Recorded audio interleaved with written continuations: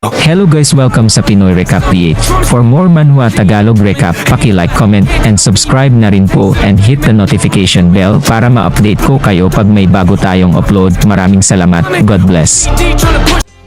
Bago tayo magsimula mga idol, shout out muna sa mga sulit na sumusuporta sa channel ko. Maraming salamat at kung hindi ka pa nakasubscribe, baka naman thank you. God bless. Tumalon si Suho para hampasin ang Orsi gamit ang kanyang palakol, ngunit tinamaan ng pangalawang halimaw ang tiyan ng lalaki gamit ang isang spike mace. Lumipad si Suho sa gilid, tinamaan ang isa pang Orsi. Si Suyong ay nahiga sa lupa na walang lakas dahil naubos na niya. Maraming enerhiya sa huling mag-strike at napansin na ang halimaw na tumama sa lalaki ng mace ay ang kanyang malaki at mataba bilang ang kamakailang trabaho na Commander-in-Chief na nagawa nilang takasan. Malamang na siya na naman, at siya ang gumawa ng isang diskarte upang bitag ang mga mangangaso sa pamamagitan ng pagbaba sa cliff sa isang safway. Nahulog si Suho at isang palakol ang lumipad mula sa kanyang kamay, na dumapo sa ulo ng knockdown Orsi. Pagkatapos makakuha ng mga puntos, ang nakatanggap ang druid ng agarang pagtaas ng antas. Ipinakita sa kanya ng characterization panel ang isang window na nagtanong sa kanya kung i-activate ang Monstrous Transformation ability. Nang hindi alam kung ano yon, nag-click ang lalaki ng oo.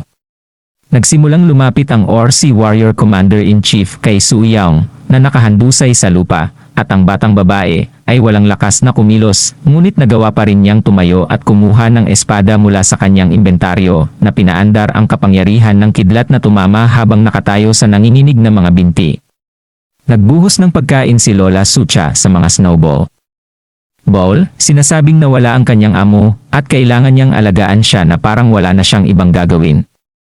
Nagsimulang kumain ang tuta nang biglang lumipad sa hangin at sa paligid niya ay nabuo ang isang asul na battlefield. Ang matandang babae ay sumigaw sa takot, hindi na pagtanto kung ano ang nangyayari sa aso. Si Suyong ay nagsimulang hampasin ang Orsi gamit ang kanyang espada, binangga ang talim ng kanyang talim sa mga estranghero na si Mace. Si Suho ay nagsimulang matakpan ng isang itim na smoky na aura at ang kanyang naging ligaw ang mga mata. Sa sumunod na sandali siya ay naging isang malaking puting lobo na may humanoid na katawan, ngunit may malalaking pangil at kuko. Nagpatuloy si Suyong sa pakikipaglaban, ngunit nagawang patumbahin ng Orsi ang espada mula sa kanyang mga kamay at ibinagsak ang babae sa lupa. Ibibigay na sana niya ang huling suntok, isang cloud white paw ang kumamot sa mukha ng mga Orsi at ibinagsak siya sa lupa. Tumingin si Suyong sa werewolf sa gulat na sumiklab ang labanan sa pagitan ng mga halimaw. Sinimulan ng lobo na tanggalin ang mga paa mula sa Orsi at hindi mga tipak ng laman mula dito. At pagkatapos ay nagsimulang maghatid ng maraming suntok ng kamao sa mukha nito sa isang dibdib upang tuluyang matapos ito. Nang matapos ang amo, tumingin si Suho sa batang babae na may mapagmahal na mga mata, tumahol ng napakatamis. Napagtanto ng batang babae na ito ay isang druid na kahit papaano ay nagawang mag-transform, ngunit hindi sa isang lobo, ngunit isang ordinaryong aso. Lumipas ang ikatlong araw mula nang mawala sina Suho at Suyong, ngunit ang mga reporter at militar naghihintay sa kanilang pagbabalik. Nilapitan ng isang reporter ang direktor ng nagising na departamento, si Baki Su, na dumating sa eksena at hiniling sa kanya na magsabi ng ilang salita sa kamera tungkol sa piitan na ito. Ang piitan na ito ay isang antas 5 piitan na kilala bilang ang Orsi Castle. Inirerekomenda na daanan ito ng isang squad ng 30 lalaki na may ranggo B o isang squad ng 30 lalaki, 10 sa kanila ay magiging rank ay pagkatapos ng panayam. Nagsimulang sabihin ng kameraman sa news anchor na ang mga otoridad ay nagpataw ng pagbabawal sa paggawa ng pelikula at nagpataw ng maraming iba pang mga paghihigpit, ngunit naisip niya na ang lahat ng ito ay isang pagkukunwari. Malamang na ginamit ng Bureau ang sitwasyon sa nawala na Park Suho para lamang makakuha ng mas maraming pera mula sa delinkwenteng BDG Guild. Pagkatapos ay nagsimula siyang magreklamo na siya ay pagod na sa paggawa ng pelikula ang parehong bagay sa loob ng 3 araw, ngunit ang reporter ay sumagot sa kanyang partner na ang ulat na ito ay magiging isang sensasyon gayunpaman. Lalo na kung sila ay pinamamahalaang upang film ang mga hunters bumalik mula sa portal. Ang camera guy.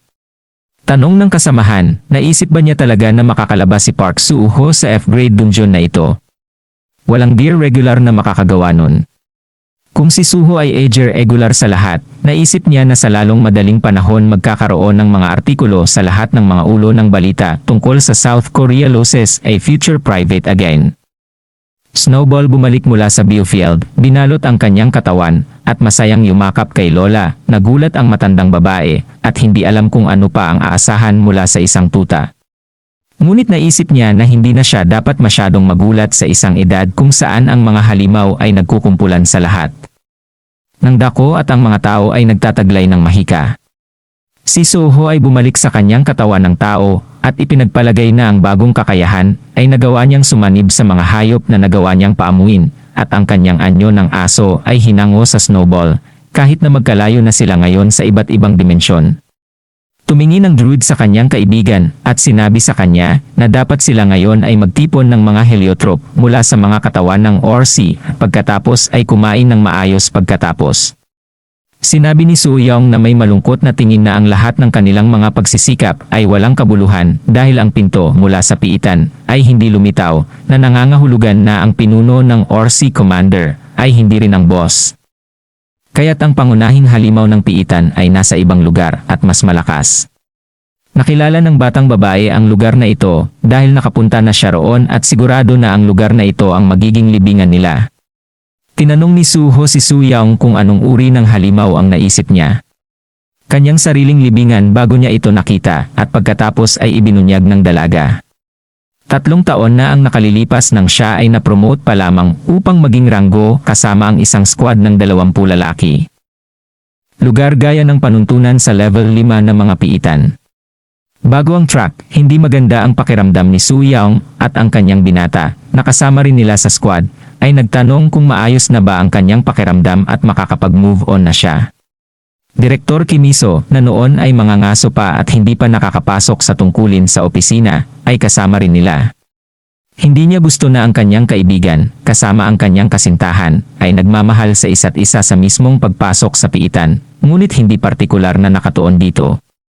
Inatake sila ng isang hukbo ng mga mandirigmang Orsi at ang squad ay nagdusa ng mga kaswalti, ngunit patuloy na sumulong patungo sa gitnang tor ng kastilyo kung saan matatagpuan ang pangunahing amo, ang Orsi King.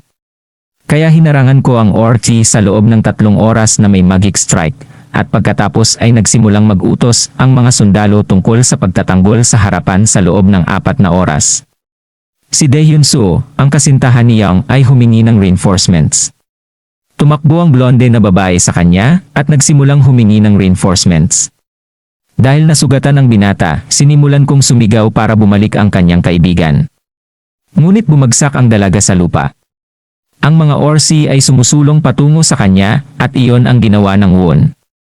Tinamaan si Daehyun ng pulang mainit na kidlat na itinapon mula sa kanyang kortana. Iniangat ng kidlat ang mga tipak ng lupa sa hangin at nagkaroon ng pagsabog. Kaya hiniling ko sa lahat na umatras. Nagkaroon ng apoy at pagsabog sa lahat ng dako. Inutusan niya ang lalaki at babae na bumalik sa loob ng 2 oras at habang gagawin ni Daehyun ang utos, ay may naramdaman si Suyong na kakaiba. Hinawakan niya ang kamay nito at sinabi sa kanya na mag-uusap sila pagdating nila sa lugar. Hiniling niya sa kanya na huminto, ngunit hindi pinakinggan ng lalaki ang kanyang kaibigan. Kaya naramdaman ni Young ang presensya ng isang tao na papalapit sa kanila. Ito ay isang hari ng Orsi na umalis sa kanyang tor ng kastilyo. Siya ay hindi kapani-paniwalang napakalaki at may mapangakit, nakakatakot na ngiti at 3 pulang mata. Nakasuot siya ng gintong baluti at isang malaking sibat. Naputol ang braso ni Daehyun at nadulas ang katana sa kanyang kamay, tumusok sa lupa sa tabi ng nahulog na si Suyong. Lumingon ang mga miyembro ng squad at nakita ang kanilang kalahating patay na kasama na nakahiga sa pool ng kanyang sariling dugo. Ang Orc King ay nagbigay ng isang huling suntok gamit ang kanyang sibat sa dibdib ng binata. Umiiyak si Suyong habang ibinubulong niya ang pangalan ng kanyang kasintahan, at sinabi niya sa kanya ang kanyang mga huling salita para kunin niya ang kanyang espada at ilagay ang kanyang damdamin dito. Nag-flash sa harap ng mga mata ng mga babae ang mga alaala ng sila ni Daehyun ay natuto ng sword martial arts ng magkasama. Sinabi niya sa kanya na ang espada ay dapat na isang hindi mahati na kabuuan tulad ng yin at yang, at ang espada ay dapat na parehong katawan at isip ng eskrimador. Muli siyang hiniling ni Dahyun na kunin ang kanyang espada at hindi na nagsalita. Ang mga patak ng tubig ay naghugas ng mga luha ng mga babae at ang druid ay yumakap sa kanya na sinasabi na naiintindihan niya ang kanyang pinagdadaanan. Si Dongsu ay patuloy na umuungal ng lev sa kanyang channel na nawawalan ng pag-asa sa kanyang pagbabalik. Hindi rin napigilan ni Direktor Meso ang kanyang mga luha para sa kanyang nawawalang kaibigan. Si Kim Hyoshin, ang punong shaman ng National Cultural Heritage, ay tinawag sa eksena at nagsagawa ng isang ritual malapit sa tarangkahan na nagmamakaawa para sa pagbabalik ng nawawala. Ang sayaw na puno ng pag-asa ay nagpabalik at nagpasigla sa mga tao na ganap na nilamon ng pinakabagong mga balita at naghihintay ng pagtatapos nito. Isang squad ng mga matataas na antas na mandirigma mula sa Seoul ang nagtipon sa pasukan ng piitan upang ipaghiganti ang mga nawawala. Kabilang sa kanila ay si Kang si Min Hyuk mula sa Silla Guild at Shin Ji Ho mula sa The Storm Guild. Si Min Hyuk ay sumama sa squad at nag-isip na kung si Park Soo-ho ay orihinal na sumali sa kanyang guild, hindi ito mangyayari at siya ay nasa ganoong problema dahil siya ay nakipagtulungan kasama ang nagising na bayani ng guild o kita na talagang si Elwinan Sungwoo ay nanonood ng balitang Koreano habang nakaupo sa sala sa kanyang damit na pangbahay. Nilapitan siya ng kanyang kasintahan mula sa likuran at nakitang nanonood ang kanyang asawa sa isang South Korean channel. Sinabi ng binata na gaano man katagal ang lumipas, ngunit ang bansang ito ay palaging nananatiling masyadong sentimental. Sina Soo-ho at Soo-young ay bumalik sa The Cave upang iwasang mabasa sa ulan at nagsimula ng apoy kung saan iniihaw nila ang baboy ramo na nahuli nila. Bilang karagdagan sa laro mula sa Forest Zoo na nakabili ng pagkain mula sa tindahan sa linya ng antas dahil sa tumaas na antas, sila nagkaroon ng totoong picnic. May mga sandwich, pizza, at steak sa lupa. Ang druid 8 kasing dami ng 22 burger, habang ang babae ay 812 at hindi na magkasya ang anumang pagkain sa kanya. Sinabi ng lalaki na kakaunti ang kanyang kinakain at dapat ay kumain ng iba dahil sila ay nawalan ng napakaraming enerhiya na labis na nagpasalamat sa kanya ng dalaga. Dumating ang umaga at lumipas na ang ulan. Pinatay ng mag-asawa ang apoy at nagsimulang umupo sa isang madilim na kuweba na pinaliwanagan ng liwanag ng mga espiritu ng mga puno kung saan ang druid ay may ilang libo. Kinuha ang espada ng kanyang kasintahan at nagawang talunin ang hari. Ngunit sumagot si Soo-young na nawalan siya ng malay sa sandaling iyon at nagising sa isang ospital sa Earth kung saan ibinigay ko ang kanyang araw. Sino ang nagmamay-ari ni Cortana? Ang dalawang mersenaryo ay nagsakripisyo ng kanilang mga sarili upang patayin ang Orc King at ang piitan ay nagsara. Ang pinuno ng Orc ay isang hindi makatotohanang halimaw na may kakayahang talunin ang 5 Orc warlocks sa isang pagkakataon. At ang hari ay nagawang bumangon dahilan upang muling mabuksan ang portal at ngayon ay kinailangan ng batang babae na muling sariwain ang mga alaala ng nakaraan. Ang ika-negatibo 5 ng Thor ay naglalaman ng pinuno mismo.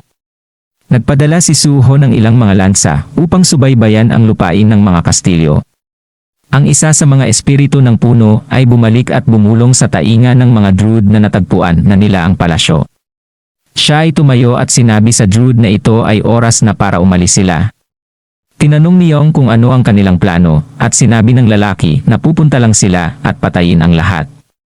Galit na sinabi ng batang babae na handa siyang tawagin itong tanga, ngunit wala siyang ibang mga ideya at wala na silang pagpipilian pa rin dahil kung hindi ay hindi sila makakauwi. Bumukas ang kahoy na tarangkahan ng kastilyo at isang hukbo ng mga orki na nakasakay sa mga lobo ay tumakbo palabas mula doon upang hanapin ang mga nakatagong kaaway. Si Soo-young, na nagtatago sa bush, ay sinabi sa kanyang kapareha na oras na para lumabas. Naging aso, si Soo-ho na sinasakyan ng batang babae, ay nagsimulang tumakbo patungo sa bukas na gate. Ang mga orsi na ang nakaupo sa mga lobo ay tumalikod dahil ito na ang kanilang hinihintay. Tumakbo sila pagkatapos ng taong lobo habang ang orsi archer ay nakatayo sa mga dingding ng kuta upang paputukan ang kalaban mula sa itaas. Ang werewolf ay mabilis na tumakbo palayo sa mga kaaway habang si Soo-young ay tinakpan sila ng magic shield na pinoprotektahan sila mula sa mga lumilipad na palaso. Ang gate ay nagsimulang unti-unting umangat, ngunit nagawang tumalo ni Suho at saluhin ang kahoy na pinto. Gamit ang kanyang mga kuko. Naglapat ng defensive strike, pinasabog ito kasama ng gate upang magkaroon ng paraan para umatras. Inutusan ng batang babae ang puting aso na tumakbo sa gitna. Nagsimulang bumaba ang mga orsi mula sa mga pader ng palasyo na nakapalibot sa mga ngaso sa magkabilang panig. Ang werewolf ay nagsimulang umakyat sa dingding, nagmamanyobra sa pagitan ng mga halimaw, at ang kanyang kapareha ay nabigong manatili sa ibabaw niya at nagsimulang bumagsak. Sumigaw siya sa kanya na huwag mag-alala at mabilis na ikinawit ang kanyang mga daliri sa nakausli na gilid ng Thor. Umakyat siya sa tuktok ng kuta at hinarap ang mas maraming halimaw. Binunot ni Su Yaong ang kanyang espada at nagsimulang lumaban sa mga orsi. Habang si Suho ay umakyat sa gitnang Thor, kung saan nakaupo ang hari sa trono na kalahating tulog. Nagising siya at nagsimulang tumitig sa dilim na may pulang mata, ngunit patuloy na naging hindi aktibo. Ang werewolf ay lumukso patungo sa kanya at isinubsob ang mga pangil nito sa lalamunan ng mga halimaw na naputol ang carotid artery sa 1 segundo lamang at ang pinuno ng at agad na nagtaas ng level si Suho. Kasunod ng mga nahulog, nagsimulang gumuho ang kastilyo. Ang mga Thor ay bumagsak sa ibabaw mismo ng mga orsi, dinudurog sila ng mga bato. Nagsimulang bumagsak si Su Yaong mula sa dingding, sigurado na malapit na siyang mahulog sa kanyang kamatayan, ngunit nakuha ng druid ang kanyang braso at pagkatapos ay itinaas siya sa kanyang mga kamay at pinabagal siya. Ang nakaligtas na bahagi ng hukbo ng orsi ay tumakbo sa kanila, at sa pagtakbo, si Su Yaong ay muling pumaibabaw sa kanyang kapareha. Siya ay nag-activate ng kakayahan sa paggalaw at sinabi kay Suho kung saang direksyon tatakbo sa exit, ngunit ang pinto ay nakabukas lamang sa loob ng 10 minuto. Tumakbo ang druid sa kabilang direksyon upang tawagin ang mga lobo na nasa kulungan pagkatapos niya. Ginamit niya ang kanyang kakayahan sa pagpapaamo, at ang mga ligaw na hayop ay agad na tumalon sa ibabaw ng bakod at sumunod sa kanilang pinuno. Sinabi niya sa kanyang kaibigan na gusto niyang bumalik kasama sila at gawin silang bago niyang pamilya. Nagpatuloy ang mga orcs na humabol sa kanila na nakasabay. Sa oras na ito, natuklasan ng mga dispatch na bumukas ang piitan at nagsimulang magbilang ng 0 minuto ang malaking orasan para isara ang piitan. Nagulat ang mga tao at napabuntong hininga habang hinihintay ang pagbabalik ng mga ngaso. Dongsu and Miso stopped crying after realizing that their friends were still alive. They only have 700 meters to run, but the orcs got the way. Ang espiritu ng puno ay nagsabi na ang mga lobo ay nagpaalam sa kanya tungkol sa isang maliit na daanan at ang taong lobo ay lumiko sa pagitan ng mga Thor. Nagsimula silang tumakbo sa makipot na koridor, ngunit ang mga orsi ay madaling pumasok sa daanan at patuloy na hinabol sila.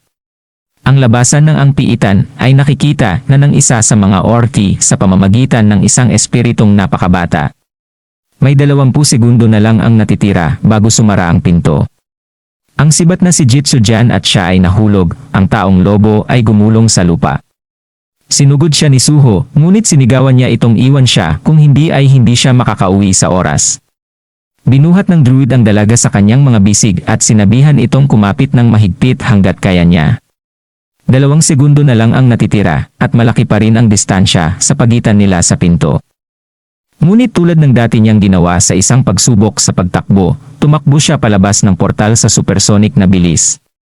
Nagsimulang gumuho ang piitan at ang mga goblin ay namamatay sa ilalim ng mga guho ng mga guho. Ang karamihan ng tao ay nagsimulang magbilang ng mga huling segundo, ngunit ang nawawala ay hindi kailanman lumitaw. Nawala ang pag-asa. Ngunit biglang nagsimulang tumakbo palabas ang isang grupo ng mga lobo mula sa larangan ng enerhiya. Pagkatapos ay may isang flash, at nasa lupa si Suho na nasa anyong tao, na nakayakap na parang tinatakpan ang lana ni Su Yaong gamit ang kanyang katawan. Pagkatapos ng mga nakaraang pangyayari ay nagsalita si Misho sa harap ng mga direktor ng pagkamulat. Ang screen ng pagtatanghal ay nagpakita ng isang larawan ng sandaling nakatakas sina Su Yaong at Suho mula sa portal. Kaagad pagkatapos, dinala ang dalawa sa ospital. Nagtanong ang mga manonood kung bakit sila nagsisinungaling sa pose na yon, at sumagot ako na nang magising ang mga biktima, sinabi nila na hinihingi ito ng mga pangyayari. Kakayahan at ang teorya na siya ay nagmula sa ika-negatibo, 4 na planeta. Ang punong direktor ay tumawa at sinabi na ang mga reporter ay masyadong lantaran na mapanukso. Gayunpaman, salamat sa pagtagas ng impormasyong ito, na isakatuparan ng punong guro ang kanyang plano. Dahil sa kumalat na balita tungkol kay Park Soo-ho, nagsimulang dumating sa South Korea ang mga tao mula sa mga ahensya ng paniktik sa ibang bansa. Kabilang sa kanila, si Victor Diaby, isang ahente ng Russia mula sa KGB, Eli Gorenstein, isang ahente mula sa Israeli Mossad, at ang Vice Presidente ng Tokyo Awaken Federation, Nakamura Koji, ay partikular na mapanganib bilang isang maimpluwensyang. Nang marinig ang pangalan ni Knock Amora, agad na nagalit ang direktor na si Becky Su dahil siya ang nagkaroon ng hinimok si Lee Jung-woo sa kanyang bansa. Kaya sinabi ko na totoo ngayon, ngunit itinuring niyang ang mga Amerikano ang pangunahing banta. Kailangan nilang hawakan si Park Soo-ho bago siya akitin ng mga dayuhang ahente sa kanilang tabi. Tanong ng isa sa mga miyembro ng assembly. Wala bang mas maasahang paraan kaysa sa pagbubuklod sa kanila ng isang kontrata? Sinabi ni Dr. Kim Jong-guk na hindi pupunta si Soo-ho kahit saan dahil narito ang kanyang pamilya. Nanirahan siya sa mga lobo sa loob ng 1,000 taon at hinangad ang kanyang pamilya sa Earth at sa sandaling bumalik siya ay nagsimula siyang makaligtaan ang Wolfpack. Hindi siya ang uri ng tao na naakit ng pera at katanyagan. Ang pinakamahalaga sa kanya ay ang relasyon ng pamilya. Kaya't kung mapapanatiling ligtas ng nagising na departamento ang kanyang pamilya at mabigyan sila ng teritoryo kung saan sila maninirahan, tiyak na hindi siya tatakas. Sinabi ni Becky Su na bibigyan nila siya ng lupa, ngunit garantiya ba iyon na hindi siya aalis sa Korea at makipag-ugnayan sa mga dayuhang ahente? Nagpakita si Meso ng isang inabandunang cottage sa screen na walang iba pang istrukturang tirahan sa paligid nito at idinagdag na ang lugar ay magiging perpekto para sa Soo-ho. Ang inabandunang city ay matatagpuan sa Namyangju, Gyeonggi-do-ich. Ang lugar na ito ay malayo sa gitna at kapag nagbukas ang portal ay mapapanatili nilang ligtas ang mga tao sa lungsod. Lahat ng mga karatig na lupain ay hindi pag-aari ng sinuman upang ligtas nilang maibigay ang mga ito sa Suho Guild's domain at si Soo Yaong ang magtatayo. Isang link sa pagitan nila sa pag-uulat ng pamamahala.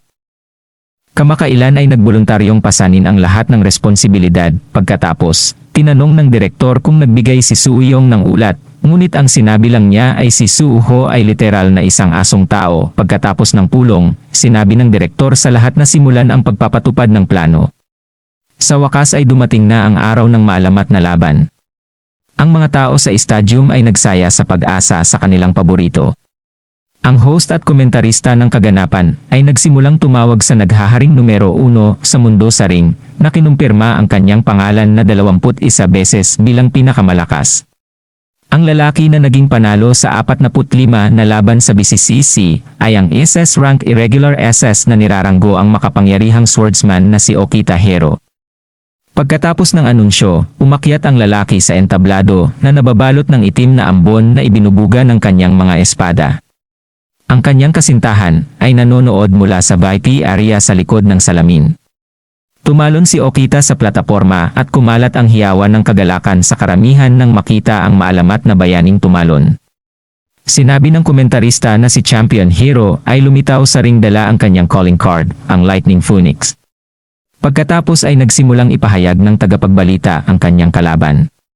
Ang S-ranggo ng sandata ng tao isang sumisikat na bituin na nagwagi mula sa 13 laban. Ang nakakabaliw na oso na Ruso na si Mikhail Zorbas. Ang malaking pumped up na lalaki ay tumalon ng malakas sa ring. Ang kanyang malalaking braso ay natatakpan ng metal na baluti na nagtatago ng mga baril. Inanunsyo ng tagapagbalita ang pagsisimula ng laban at tumakbo ang Ruso sa mga Hapons na nagpaputok ng machine gun sa kanya. Ang eskrimador ay umiwas sa MG projectiles at tumalon pabalik nang ang kanyang mga kalaban ay sumubok ng kamao sa kanya, ngunit sa halip ay bumagsak lamang sa lupa. Nagalit si Mikhail at nagpatupad ng isang nakamamatay na strike ni Gatling. Ang mga bala ng Gatling ay umabot sa mga manonood, ngunit sila ay protektado ng isang iridium barrier. Okay to dodge the blow again, and then Zorbas activated the bazooka.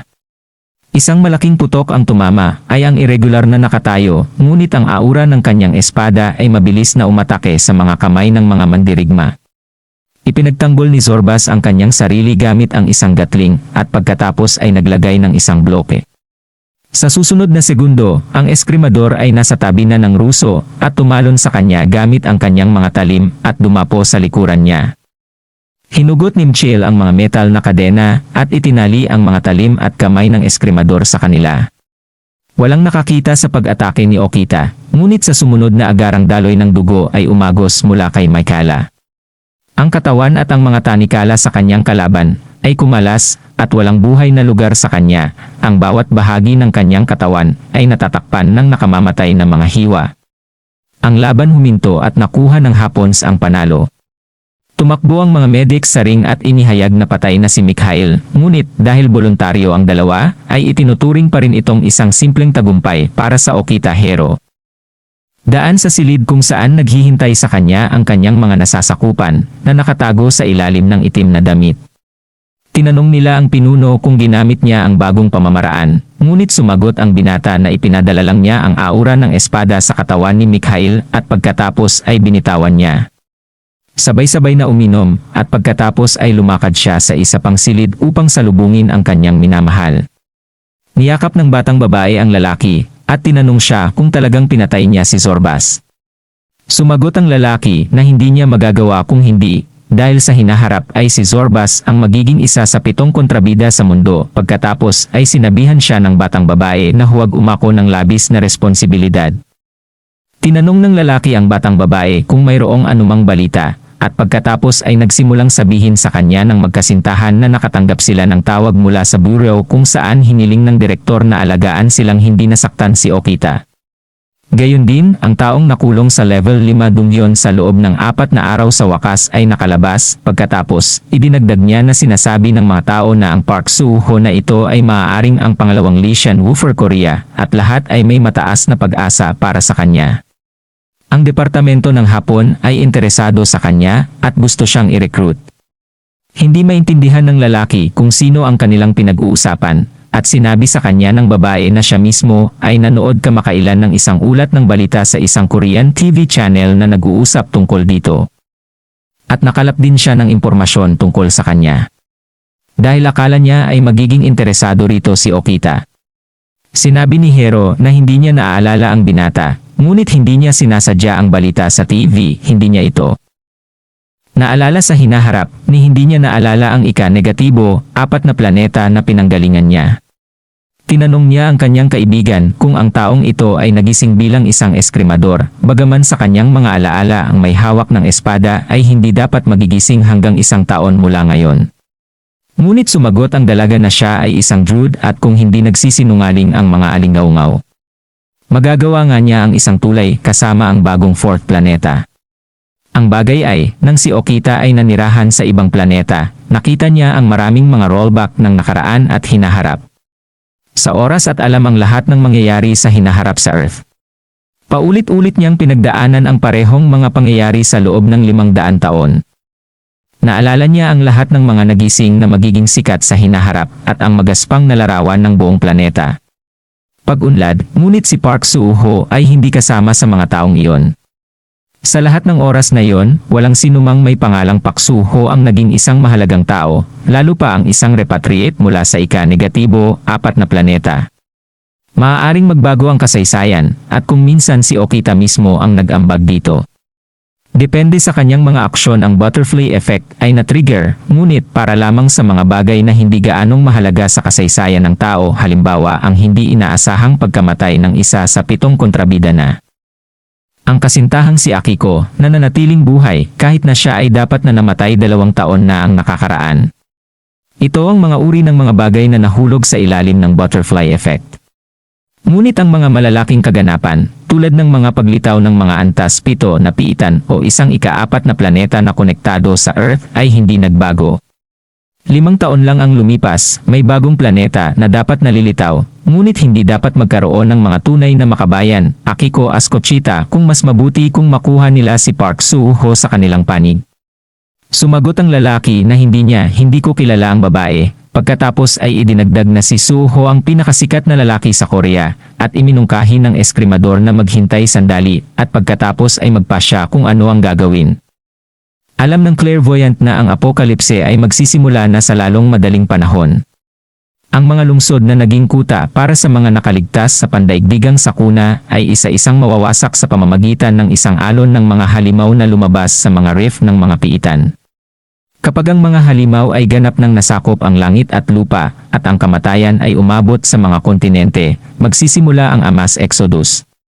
Iiwanan ng lahat ng lupain at pagkatapos ang mga bayaning lalabas sa mga Asian returnees, kasama ang mga nakaligtas, ay pipili ng santuaryo. Ang kanlungan ay ang mga isla ng Japan kung saan tatalikuran ang bayaning Okita na pinakamalakas na irregular sa mundo. Ang pag-atake ng mga halimaw. Ang mga nakaligtas ay mapoprotektahan mula sa mga halimaw sa pamamagitan ng tubig at magsisimula ang isang bagong panahon ng sangkatauhan. At pagkatapos ay ang mga nakaligtas sa Korea ay tatawag ng mababang susi sa isang bayani na nagligtas sa mga tao at nakalimutan kung paano nila siya tinawag na isang taksil. Iniwan niya ang kanyang tinubuang lupa at lumipat sa Japan upang maging handa sa apokalipse, ngunit hindi sinabi sa mga tao ang tungkol dito upang hindi maghasik ng gulat. Sinabi ni Ambasador Okita kay Akiko na malamang na ang taong ito ay isang ordinaryong gising na tao at lahat ng mga artikulo sa media ay isang ordinaryong komedya lamang. Dahil gusto ng South Korea na bigyang pansin ang sarili nito. Ngunit ang batang babae ay nagalit dahil ang binatang ito ay kailangan din ng kanilang nagising na departamento. Ang eskrimador pagkatapos ay sumagot na kung siya ay nakaligtas sa apokalipse kung gayon ito ay isang magandang panahon upang makuha ang kanyang mga kamay sa kanya. Pero hanggang noon ay wala pa ring saysay.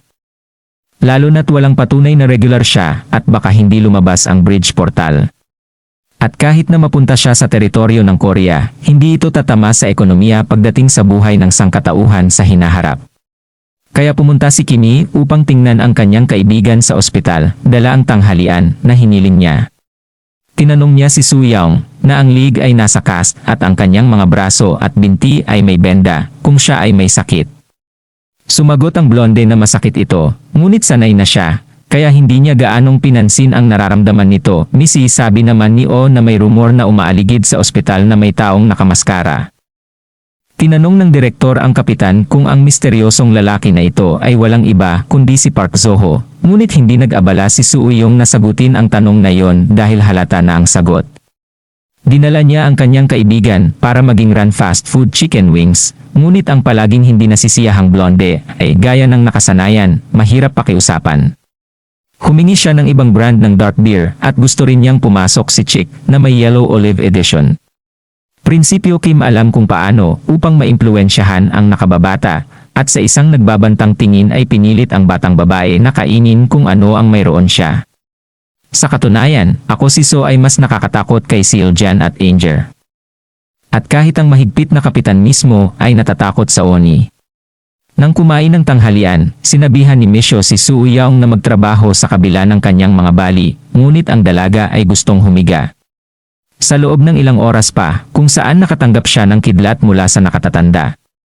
Samantala, sa Langley, Clean, VA sa Estados Unidos, sa punong tanggapan ng CA, pinapanood ng mga opisyal ng Awaken Division ang coverage ng laban kung saan si Okita Hero. Pinatay si Michael Zorbas at isa, nakarapat-dapat na tagumpay. Nagulat ang punong direktor na madaling mapatay si Zorbas. Sinabi ng isa sa kanyang mga nasasakupan sa punong guro na sa hitsura nito, si Hero ay lumalakas at sa bilis na ito ay maaaring malapit ng magkaroon ng ranggo sa SSS kung saan siya ang magiging pinakamalakas sa kanilang lahat. Pagkatapos ay sinimulan nilang talakayin ang katotohanan na si Park si Suho, ang bagong irregular na gusto nilang makuha sa kanilang sarili, ay nawala sa lahat ng mga radar at hindi na matagpuan.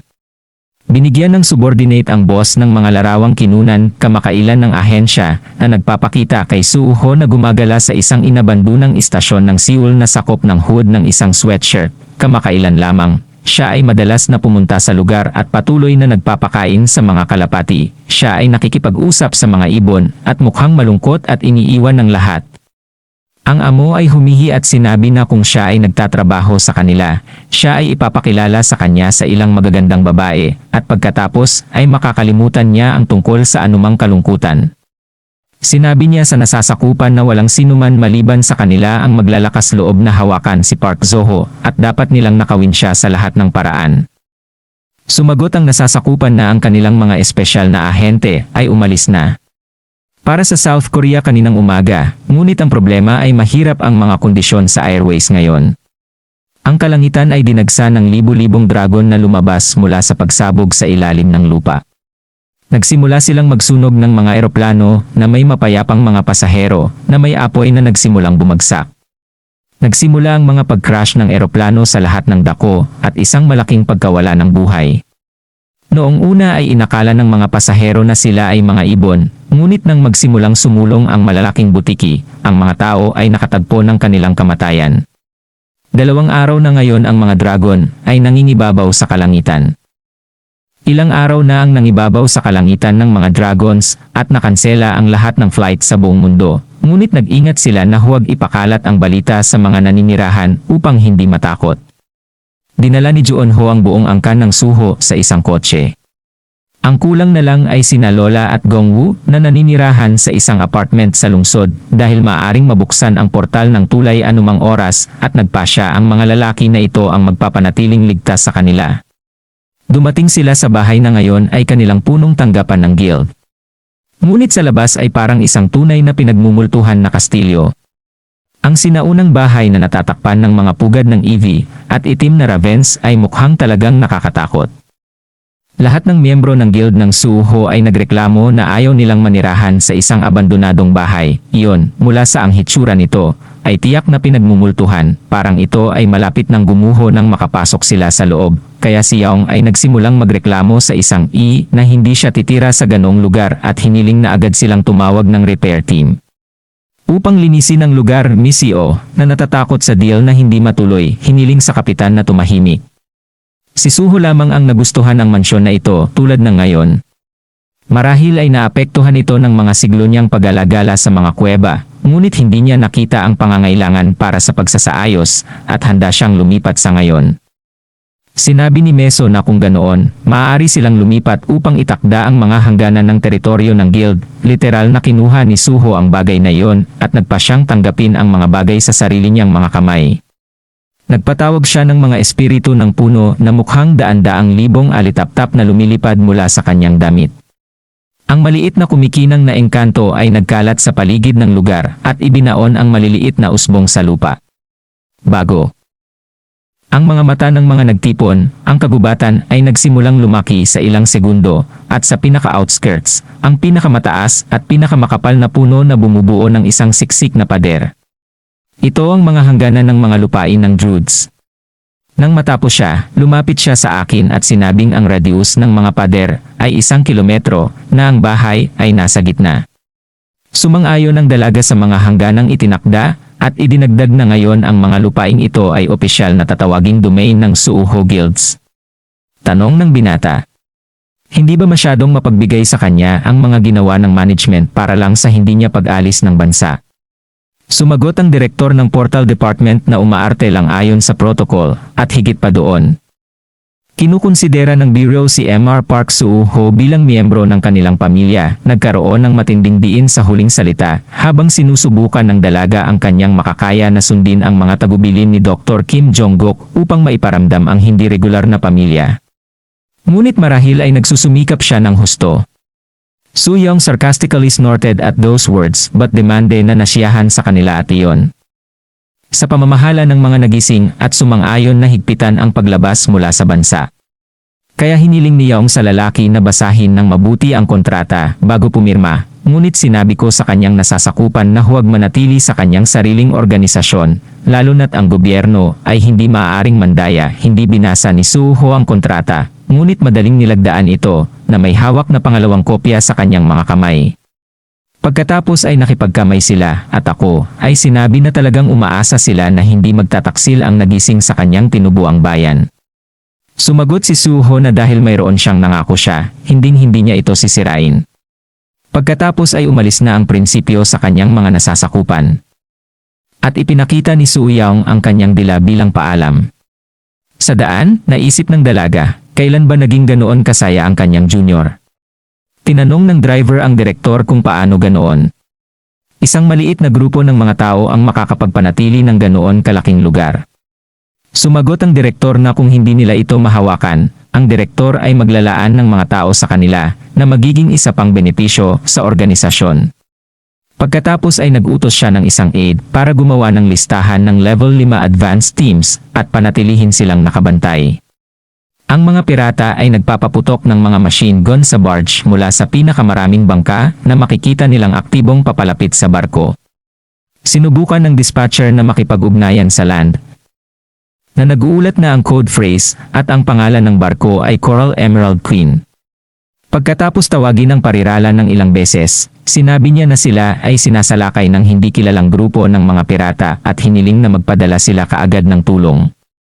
Sinabi sa kanila na ang SSU Okgo ng Head-on Division ay may nakuha nila ang lokasyon ng Coral Queen Emeralds. Darating ang isang rescue team sa loob ng 2 oras at 45 minuto. Hanggang doon, kailangan nilang magpigil laban sa pag-atake ng mga pirata at huwag silang payagang umakyat sa barko. Kailangan nilang patayin kaagad ang makina at subukang manatili hanggat maaari. Gayunpaman, dumating na ang mga pirata at nagsimulang umakyat sa barge. Ang lahat ng mga instrumento sa kompartimento ng makina ay pinatay at biglang yumanig ang barko kahit na walang bagyo sa dagat. Isang banta na mas malala pa kaysa sa mga pirata ay nagbabadya. Ang mga tauhan sa barko mismo ay pinaikot-ikot ng mga galamay ng isang higanteng pusit. Binaligtad ng halimaw ang barko at nahulog ang mga tao sa ilalim ng tubig, naging pagkain para sa isang pakete ng mga pating na may hindi pangkaraniwang mga kwento sa anyo ng isang dosenang galamay na umaabot sa kanila hanggang sa kalahati ng kalangitan. Isa pang pagkawasak ng piitan ang nangyari, at ngayon, bukod sa kalangitan, panganib ay nagmumula sa karagatan ng mga tripulante ng Coral Emerald Queen, walang naiwan na buhay. Ang mga espiritu ng mga puno ay kumikislap sa hangin ng umaga, na nagbibigay liwanag sa hardin mula sa inayos na bahay na ngayon ay tila isang mamahaling at modernong kubo. Ayaw bumangon ni Young at hindi pinansin ang mga tawag ni Honis, ngunit ang nakakainis na ringtone ay pinilit niyang kunin ang telepono. Sinimulan ng matanda ang pagsigaw sa nakababata upang bumangon sa kama at nagsimulang panoorin si Suho dahil maaaring may lumabas na portal sa anumang oras at siya ay natutulog nang ang oras ay tanghali na. Pagkatapos makinig sa mga panaghoy, ang batang babae ay umiinom ng kape sa balkonahe at lumabas sa lalaki na nasa hardin. Ang kanyang pakete ng mga lobo ay inilipat sa hardin, kung saan maaari silang tumakbo sa paligid hanggat gusto nila ng walang anumang mga bakod o bakod, hindi binibilang ang dingding ng mga puno, at ngayon ang druid ay nagbibigay ng mga pangalan sa bawat isa sa kanila. Pinapasok sila sa panel ng mga katangian, para sa mga nagising na hayop, pinangalanan niya ang bawat isa sa raptors na may pangalan ng ilang Korean dish, habang si Su na nagsasabi kay Su Yong tungkol dito. Lumapit sa kanila si Snowball. Sinimulang alagaan ng batang babae ang tuta, na lumaki ng husto at malapit ng lumaki sa laki ng isang adultong aso. Pagkatapos ay tinanong niya ang lalaki kung nasaan ang iba pang miyembro ng guild ni Suho, at sumagot ang binata na maaga silang umalis. Sa umaga para tuklasin ang mga dumyon. Sinabi ni Soyoung na ang mga lalaki ay nagsusumikap sa kabila ng init. Inakay siya ng batang babae, at magkasama silang nagsimulang tumakbo sa kanilang sariling dumain. Sumunod ang mga lobo sa pinuno na ginawang isang tunay na karera nito. Hiniling ng batang babae na magdahan-dahan ang batang lalaki dahil wala siyang suot na espesyal na kasuotan at natanggal ang kanyang tsinelas habang tumatakbo. Malapit sa pasukan sa bakuran ng guild, ang mga mamamahayag ay nagkampo na may mga tolda. Upang malaman kung ano ang nangyayari sa bakuran at kung kailan magbubukas ang portal. Inutusan ng mga boss ang mga reporter na mag-ulat ng anumang mga pagbabago malapit sa mga hangganan. Ang mga nasasakupan ay napakainit sa ilalim ng nagniningas na araw at walang nangyayari sa guild. Pagkatapos ay tinanong ng isa sa mga lalaki kung may nakapasok na. Para makapasok sa teritoryo, darating ang militar na sumubaybay sa kanila sa pamamagitan ng mga kamera. Ngunit bago pa man sila dumating, sila ay guguluhin ng mga lobo na malayang tumakbo sa kagubatan. at SUV kasama sina Junho at Ansu na nagmamaneho. Papasok ito sa compound ng guild ni Suho. Ang blogger ay nagreklamo tungkol sa mga reporter na nakapaligid sa pasukan at hindi naiintindihan kung ano ang kanilang sinusubukang gawin dahil wala silang malaman mula sa kung nasaan pa rin sila. Sa kanilang shared hunting channel na nakaipon ng marami. Galit, ngunit sinabihan si Junho na huwag siyang pansinin. Nakita ng streamer ang US, Japan, Russia at England na naglipat ng ilang donasyon sa kanila na may kabuuang mahigit 4 bilyong won.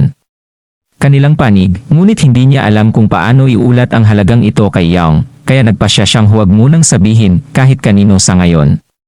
Tumakbo si Su Young at Suho sa kanila. Tinawag ni Dong Soo na hipag ang blondie girl, dahil sigurado siyang dahil nakatira sila sa isang bubong, tiyak na magsisimulang makipag-date ang babae kay Suho at saka mainggit sa kanya, dahil hindi naman siya sinusulatan ng boyfriend nila. Junho nagpasya na iop ang gas at ngayon ang tunay na karera ay nagsimula. Sino ang mas mabilis, ang SUV o ang taong lobo? Biglang nakaramdam ng kakaiba si Su Young at sinabihan ang lalaki na huminto. May nagbubukas na portal sa teritoryo ng guild. Inactivate ng batang babae ang kanyang spatial rift scanning ability at sinabi sa kanyang partner na ang portal ay nasa loob ng 200 metro. Noong nasa ospital siya, gabi-gabi talaga siyang pinupuntahan ni Suho. Noong isang gabi, tinanong niya ang lalaki kung saang planeta siya naroroon. Tinawag niya ang mundong iyon na tirahan ng mga hayop. Sa tanong ng mga batang babae, sumagot siya na wala talagang tao sa planetang iyon, mga hayop lamang. Ito ay isang hindi kapani-paniwalang lugar na puno ng mga pagalit na nilalang na may spatial na enerhiya na higit sa 700 puntos. Nagulat ang dalaga sa narinig nito dahil napakabihirang makakita ng mga halimaw na may ganoong kalaking spatial energy. Ipinagpatuloy ng lalaki ang kanyang kwento. Ito ay isang lugar kung saan ang mga laban para sa teritoryo at kaligtasan ay hindi tumitigil hanggang sa mamatay ang kalaban. At para maging pinuno ng isang grupo, kailangan mong maging kahit. Hindi maintindihan ni Junho at Ansu kung saan pupunta ang kanilang mga kaibigan, ngunit nagpasya silang sundan sila. Sa sandaling iyon, nagsimulang mag-distort ang espasyo sa field, at pagkatapos ay nagkaroon ng asul na kidlat at isang asul na enerhiyang dome ang nagsimulang mabuo. Kaya tinawagan ni Young si Misio at ipinaalam sa kanya na nagsimula na ang portal at sinabi sa kanya na ipadala ang lokasyon nito sa mga handa na unit. Ang mga truck ng militar ay nagsimulang pumasok sa bakuran ng guild at nag-set up ng mga kagamitan at sandata ng militar sakaling magpaputok ng mga halimaw na maaaring lumabas sa portal na may intensyon ng kaaway. Iulat ng pinuno ng squad na ang unang unit ng Cheongmose, pangunahing brigada ng artilerya, ang volley fire system, ay tapos na sa paghahanda para sa salvo. Si Suho, tumakbo sa portal at naramdaman na hindi ito ang planetang tinitirhan niya, ito ay isang ordinaryong piitan. Totoo nga ito dahil ang mga portal ng tulay ay naglalabas ng pulang kulay habang ang portal na ito ay may asul na glow. Ngunit kung ang mga portal ng piitan ay nabuo malapit sa Suho, ngunit nangangahulugan iyon na siya ay isang ordinaryong piitan repatriot. Tinanong ni Su Young ang binata kung paano niya nalaman ng walang espesyal na kagamitan, at pagkatapos ay sumagot ang taong lobo na nakaranas siya ng ibang kakaibang pakiramdam malapit sa portal kung saan siya nagmula sa Earth. Pagkatapos ay naalala ng batang babae na noong natuklasan ang bridge portal kasama si Suho, ang spatial energy ay maraming beses na mas mataas kaysa sa iba pang mga post-portal, ngunit naisip niya na ang aparato ng pagsukat ay nasira lang. Hindi siya nagtitiwala sa kanyang intuition noon, ngunit ngayon pakiramdam niya ay hindi kasing delikado dito gaya ng mga oras na iyon. At sa lahat ng bagay, dahil sa kulay, tiyak na ito ang pasukan sa piitan. Napansin ng mga reporter na lumiwanag ang kalangitan at napagtanto nilang ito ay isang senyales para sa special rift. Sa oras na ito, 12 ng mga SUV at helicopter ng militar ang nagsimulang pumasok sa gitnang pasukan. Namangha si Su Young kung paano madaling matukoy ng Druid ang data ng piitan nang walang kakayahang makilala. Tumakbo sa kanila sina Junho at Ansu, nagtanong kung may lumitaw na bagong planeta. Pagkaraan, dumating ang detection team, gamit ang mga computer upang matukoy ang bilang ng mga pinto sa piitan, gayon din ang kanilang antas. Ayon sa mga resulta ng pagsusuri, ang piitan ay antas kung saan hindi pa rin inaasahan ng pamunuan. Sinabi ni Suho na ang kanyang koponan ay tutuklasin ang piitan ng mag-isa. At tinanong ng dispatcher kung napakaliit ng kanilang grupo. Pagkatapos ay sinimulan ng Druid na tingnan ang kanilang mga kagamitan na masigasig na nagkomento na sila ay talagang cool na mga makina. Sumagot ang control officer na ang lahat ng mga guild ay may mga naturang analysis machine at ang isang computer ay nagkakahalaga ng ilang bilyon ang isa ay sinubukan niyang iabot ang computer kay Suho na nagsasabing walang ililibre ang bureau. Tumanggi ang Druid na lumapit, tinanong ni Dongsu kung bakit ang mga nagising na opisina ay nagsisikap na matiyak na wala siyang pupuntahan. Maakit sa kanilang panig ng iba pang mga estado na kamakailan lamang ay naglipat ng 4 bilyong isa bilang mga donasyon sa kanila. Sinabi ni Suho na hindi siya pupunta sa ibang mga bansa, at sinabi sa streamer na maaari niyang kunin ang anumang halaga na gusto niya at ilipat ang natitira sa The Guild's general account. Naluwagan ang sinabi ni Ansu na ang mga taong nagbigay ng mga donasyon ay humiling na sabihin ang kanilang mga katanungan, ngunit hindi sila pinakinggan ng Druid at sinabihan si Dongsuo na sagutin ang mga ahente na hindi niya pinansin. Sa kabila ng katotohanan na isa lamang itong ordinaryong mababang antas ng piitan, walang gustong tanggihan ang teorya na si Suho ay talagang mula sa ika-negatibo, 4 na planeta. Kanilang mga tao na sumali sa exploration team at pagkatapos ay magpadala ng combat team, ngunit tumanggi si Suho, sumang-ayon sa isang tao lamang sa kabuuan na hindi sasali sa labanan, ngunit kailangan lamang na itala kung ano ang nangyayari para sa ulat. Ang taong iyon ay isang dispatcher pinangalan ng Xiu Minsu. Si Masio, nakausap sa telepono kasama ang kanyang mga subordinates, ay nagpasya na pagkatapos ng outing na ito ay dapat nilang muling pag-usapan ang ilang mga punto ng kontrata upang hindi na maging padalos-dalos si Suho mula ngayon. Kasama nila ang Snowball na kusang sumunod sa kanyang amo. Ang Druid ay nagbigay ng kanyang pagsang-ayon sa tuta. Sinabi na oras na para itaas niya ang kanyang awakened beast level. Pumasok sila sa loob ng piitan at nalaman na sila ay nasa isang kuweba. Si Su, na hindi lubos na sigurado na ang mga lugar na ito ay hindi pamilyar sa kanya dahil nakaramdam siya ng pamilyar na aura. Ang opisyal mula sa departamento na sumama sa kanila upang mag-ulat pabalik ay nagreklamo sa lahat ng paraan na kailangan nilang maging maingat at hindi tulad ng iba, hindi siya naniniwala na si Suho ay isang irregular, ngunit isang ordinaryong repatriate mula sa piitan. Sinabi sa kanya ni Dongsuo na tahimik lang nasundan si Suho. Inactivate ni Suoyong ang kakayahan sa pagtuklas at sinabihan ang grupo na huminto habang nasa unahan sa layo na 70 metro, may isang taong gumagalaw patungo sa kanila, ibig sabihin ay 3 halimaw. Inilabas ng lahat ng mga mangangaso ang kanilang mga armas, at ang nakakabaliw na tawa ni Joon-ho ay umalingaw-ngaw sa buong The Cave.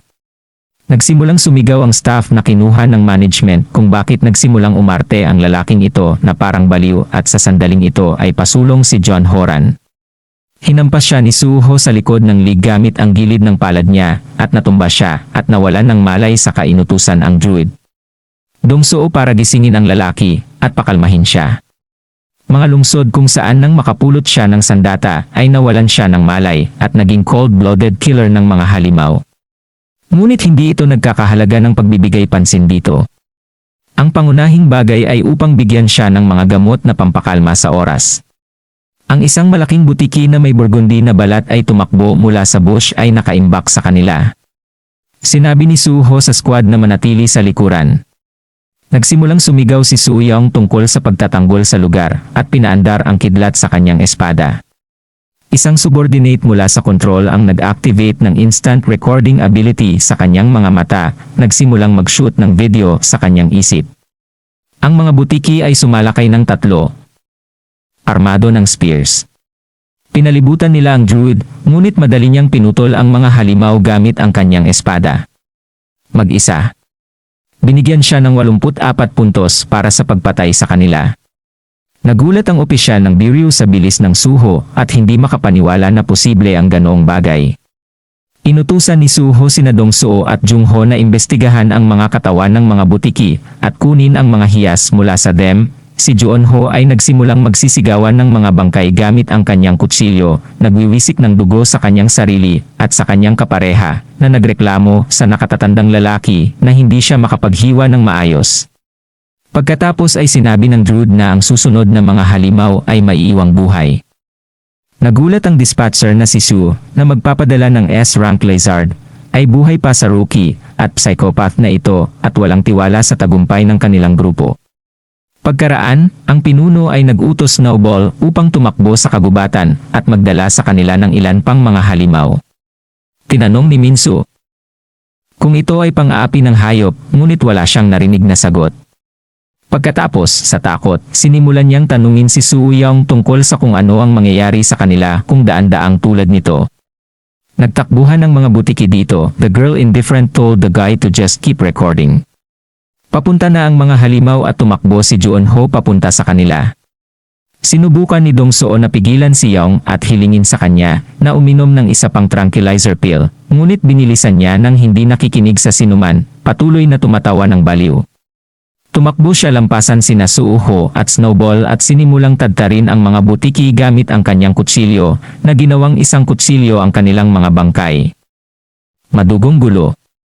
Sumama sa kanya si Snowball at sinimulang kagatin ang mga halimaw na naging dahilan upang magkaroon siya ng ika-negatibo 14 na naantas ng kasanayan sa bite power. Sinimulan ni Saleman Sue na sigawan si Juon-ho upang tumalikod nang sinubukan siyang kagatin ng isa sa mga butiki sa kanyang likuran, ngunit si Suho nagawang putulin ang halimaw na tinakpan ang likuran ng kanyang kapatid.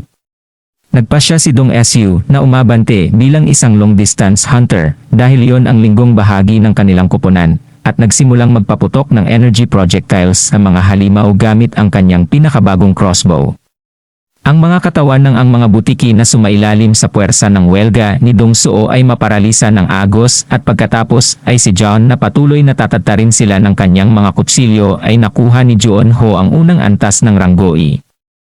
Ang makina ay kapantay para sa mga baguhan ay madaling makitungo sa mga halimaw. Hindi nagtagal ay wala ng mga butiki sa kanilang dinadaanan. Sinimulan ni Suyong na suriin ang lugar gamit ang kanyang kakayahan sa pagmamanman, na iniskan ang lugar ng ilang metro sa unahan gamit ang kanyang mga mata, at sinabing may bagong alon ng mga halimaw na nagmumula sa lahat ng direksyon. Tumakbo si Snowy pataas kay Suho habang pinalilibutan ng ilang nakabukang bibig ng butiki ang ulo ng druids. Dumating si Direk Kim Hee-so sa compound ng guild ni Suho. Gayunpaman, ang pasukan ay hinarang ng mga mamamahayag na gustong magtanong ng kanilang mga katanungan. Binantaan sila ng direktor ng portal ng paghihiganti.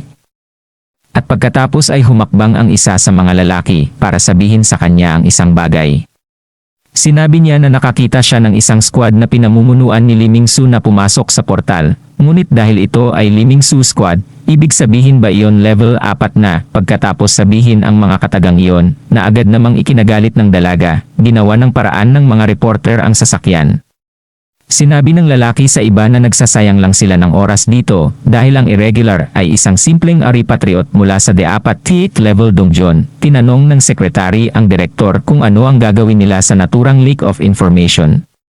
Sumagot ang dalaga na kung iisipin ng lahat na si Suho ay isang simpleng repatriot, mas mababa ang interes sa kanyang katauhan. Attack Team #13 ay handa nang pumasok sa portal. Ang isa sa mga subordinates ay tumakbo patungo sa squad captain na si Lee Min-su at sumigaw na ang utos na manatili ay natanggap na. Sinusunod nila ang orihinal na utos ng direktor na sundan ang koponan ni Suho sa piitan. Binabaliwala ang kanyang kahilingan na walang sinumang makapasok maliban sa akin, kaya upang bigyang katwiran ang pagtitiwala ng mga irregularidad ay papunta na siya sa portal. Captain Lee Min-su at sinabi sa kanya na hindi siya makapasok sa portal ngayon dahil sa maraming dahilan. Una, hindi pumayag si Park Soo-ho na makipagtulungan sa battle group, kaya ipinagbabawal ang paglabag sa kontrata. Hindi pumayag ang kapitan. Tapusin ang pakikinig sa babae at nagalit na ayaw niyang malaman ang tungkol sa anumang mga paglabag dahil ibinagsak ng kanyang squad ang lahat para pumunta rito sa lalong madaling panahon. Again, sinabi niya na malinaw na itinakda ng kontrata ang isang sugnay tungkol sa reconnaissance at kung bakit pumunta sa portal na may reconnaissance squad lang na walang combat team. Sinabi ng batang babae na yon ang dahilan kung bakit dapat nilang ayusin ang kontrata. Pagkatapos ay idinagdag niya na dumating din siya upang pag-usapan ang bagay tungkol sa direktor at hiniling ang lalaki na pumunta sa kotse para sa karagdagang negosasyon. Direktor Becky Sus ang telepono ay nagri-ring off ang hook sa mga tawag mula sa mga ministries at iba pang maimpluwensyang tao sa gobyerno. Siya ay pagod sa paghingi ng tawad. Isa pala siyang repatriot mula sa 4th level dungeon, ngunit hilingin sa kanila na maghintay ng kaunti dahil hindi tumpak ang kasalukuyang pananaliksik. Tiningnan ni Dr. Kim Jong-guk ang larawan ni Suho sa monitor ng kanyang computer at hindi niya naintindihan kung paano lumingon ang lalaki mula sa mababang antas ng piitan. Pagkatapos ay naalala niya ang araw na pinalabas niya siya mula sa ospital. Pumayag siyang dalhin siya sa bahay ng kanyang kapatid sa kondisyon na sasabihin niya sa kanya ang tungkol sa mga siglo ng buhay sa planeta ng Beast ng higit pa. Detalye sa susunod na pagkikita nila. Ngunit gaano man katagal ang paghihintay ng doktor, hindi na dumating sa kanya ang Druid para sa usapan na matagal na niyang inaasam. Pinalampas niya ang pagkakataong makarinig ng mas nakakaaliw na kwento dahil sa kanyang mga padalos-dalos na desisyon, kung tutuusin, mula sa kwento ng Frank Repatriot na nabuhay ng 1,000 taon kasama ng mga lobo. Nakita na niya ang dagat. Sinubukan pa niyang manirahan sa tabi ng dagat ng ilang sandali, ngunit ang malalaking nilalang sa dagat ay masyadong mapanganib at kailangan niyang pumunta sa malalim na kagubatan. Gayunpaman, hindi kailanman maaaring magkaroon ng sea sa mga piitan. Si Suho ba ay isang irregular, at anong mga sikreto ang kanyang itinatago? Ang doktor ay nangarap ng isang palatandaan at bumuo ng isang teorya na ang ilan sa mga planeta ay maaaring gumuho sa antas ng mga piitan. Samantala, ipinagpatuloy ni Suho's Guild ang pakikipaglaban sa mga butiki. Agad na pinutol ni Irregular ang mga butiki gamit ang 2 kutsilyo, at pagkatapos ay inutusan ang iba na kuskusin ang mga heliotrope mula sa mga bangkay. Hindi nagtagal ay nakalabas na sila mula sa kailaliman ng bangin at nakarating sa isang malaking kuweba sa cliff. Nakilala ito ni Suho. Unti-unti, ngunit hindi pa rin nila nararamdaman ang planetang iyon.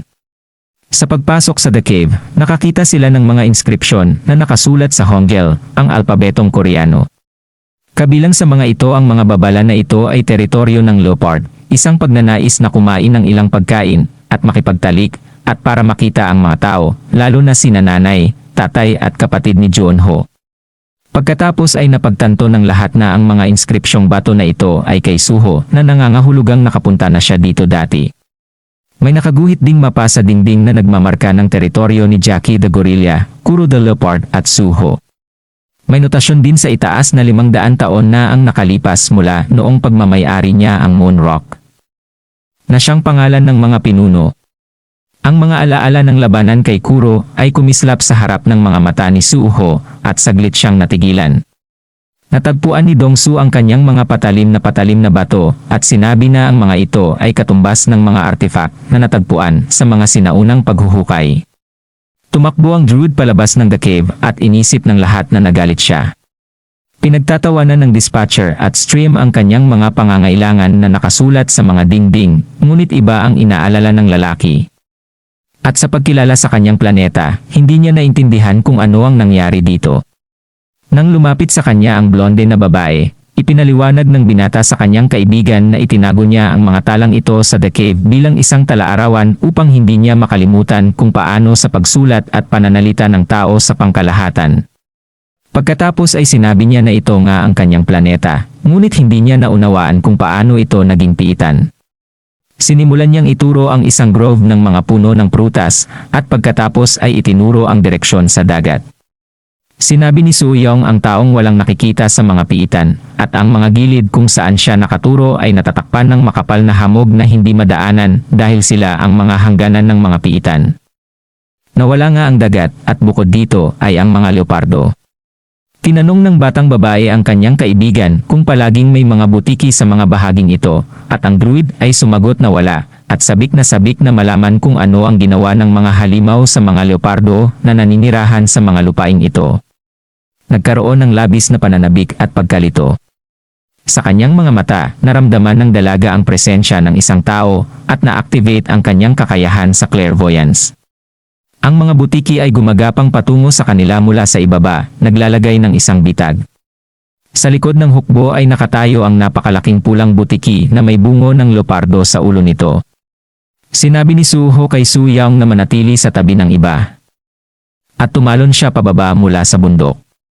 Pagkatapos ay naging isang kalapati, sumanib sa isa sa mga pinaamo niya at lumipad sa buong hukbo ng butiki, papalapit sa kanilang pinuno. Hanggang dito muna sa part na to. Salamat mga idol.